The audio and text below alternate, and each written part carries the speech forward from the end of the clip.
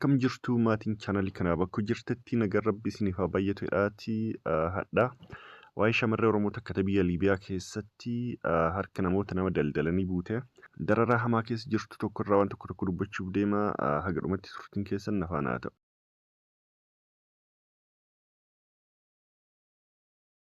Liibiyaan Afrikaanotaaf azaaba dacheerra erga taatee oolte bubbulteetti.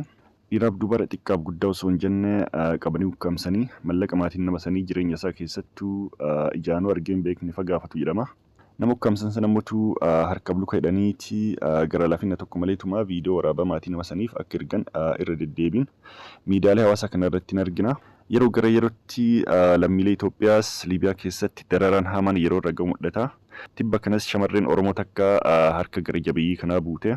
Darara hamaa keessa akka jirtu suuraa fi viidiyooleen garaagaraa miidiyaalee hawaasaa naannootti jiru.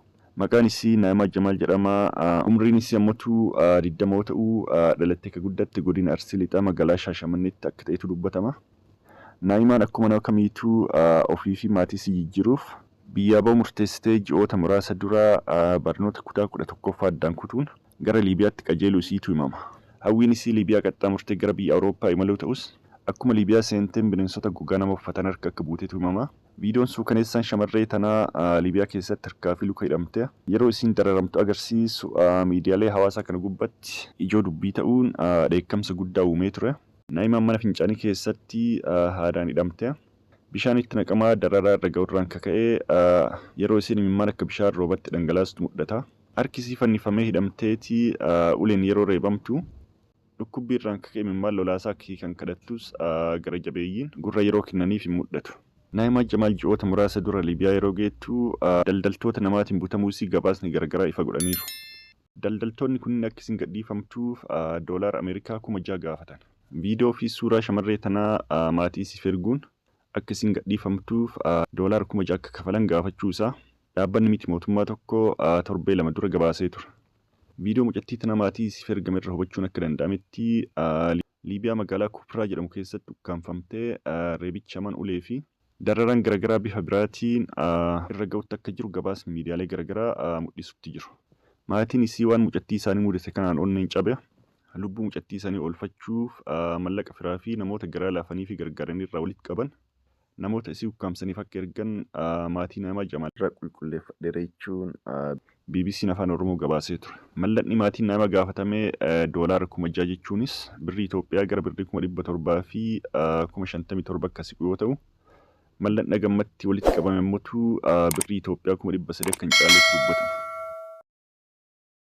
Maatiin Naa'imaa mallaqa walitti qabame san haga gaafataman argachuu waan hin dandeenyeef yoo akka tasaa mucattii teennaaf garaa nuu laafanii gadi nuu dhiisan jedhanii waan walitti qabame hidhattoota mucattii isaanii ukkaamsaniif akka ergantu dubbatama. Daldaltoonni kunniin Naa'imaa qofa osoo hin taane suuraa miidhamtoota biroo 50 ol miidiyaa hawaasaa irra facaasanii turan. Namoonni ukkaanfaman kunniin haadaa fi sansalataan hidhamanii haga maatiin miidhamtoota kanniinii mallaqa isaan gaafatan erganiif dararaa ilma namaatiif miti bineensotaafuu malli argaa jiraatu jedhama. Maatiin miidhamtoota dafee mallaqa gaafataman kafaluu taanaan caalbaasiin gurguramanii daldaltoota biratti akka ergamamtu dubbatama. Iddoo itti gurguraman sanitti ammoo gatiin maatiin nama sanii gaafatamu olaanaa akka ta'ee fi dararaan nama san mudatamutu waan dhageettiif hin tollee jedhan.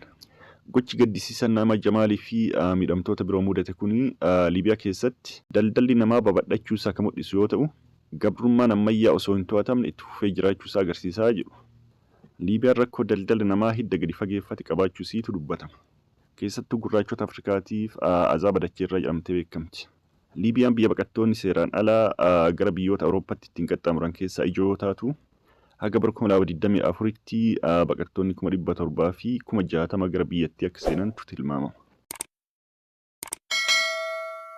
Naa'imaa Jamaalis kophaa isii osoo hin taane baqattoota 60 lakkaa'aman kanneen waggaa waggaan bidiruu gara Awurooppaatti yaabbachuu abdachuun Liibiyaa galan keessaa tokko akka taatetu dubbatama.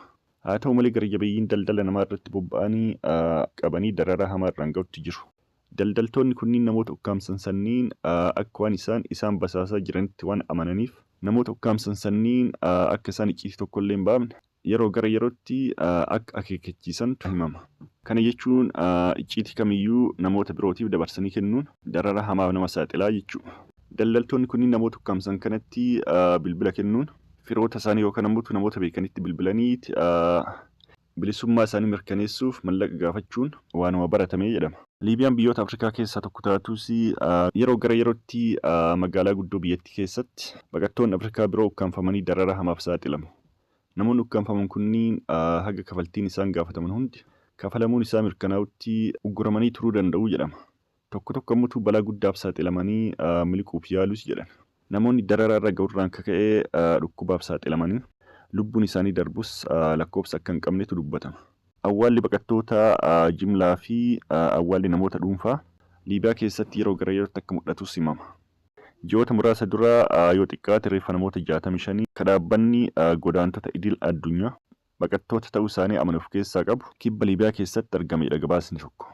Yeroo tokko tokko qaamoleen seeraa biyyattii namoota ukkaanfaman yeroo isaan bilisa baasantu mul'ata. Garuu isaan keessas qaamonni namoota daldala namaa kanarratti bobba'an waliin walitti hidhata qaban akka jiran dhaabbilee mirga namaa falman yeroo gara yerootti irraa dubbatu. Namoota bilisa baasan sanniin fuudhanii deemanii iddoo biraa geessuun darara dabalataaf akka saaxilaman godhuu jedhama. Dhaabbileen mirga namaa falman akka himanitti daldala namaa ittisuuf tattaaffiin waloo addunyaarra godhamu barbaachisaa akka ta'ee fi mootummaan akkasumas dhaabbilee mirga namaa falman darara baqattoota irratti raawwatamu kana xumuratti godhuuf tokko ta'uu qabu jedhamee amanama. Miidhamtoota akka Naa'imaa Jamal baraaruu fi akkasumas kabajaa fi bilisummaa isaanii deebisuuf qaamni dhimmi ilaallatu hundinuu hatattamaan jidduu seenuun barbaachisaa akka ta'es himama. Gochoota namummaa hin qabne kana hambisuuf hubannoo hawaasaa cimsuu fi tarkaanfiin seeraa ciccimoo fudhatamuu qofatu fala jedhamees amanama. Dhumarratti wanti jechuu barbaadu akkuma haasawaa kee keessatti ibsuuf yaaletti mallanni maatiin Naa'imaa gaafatamee doolaara 6,000 jechuun birrii Itoophiyaa gara 700 fi 50 olii ta'us hagammatti mallanni maatiin Naa'imaa argachuu danda'e birrii 300 akka hin caalletu dubbatama. Kana jechuun maatiinis mallaqa hafesan kafaluuf humna hin qabanii jechuudha. Maarra lubbuu mucattii tanaa oolchuuf falli maali waan jedhu irraa dubbachuun barbaachisaadha amana.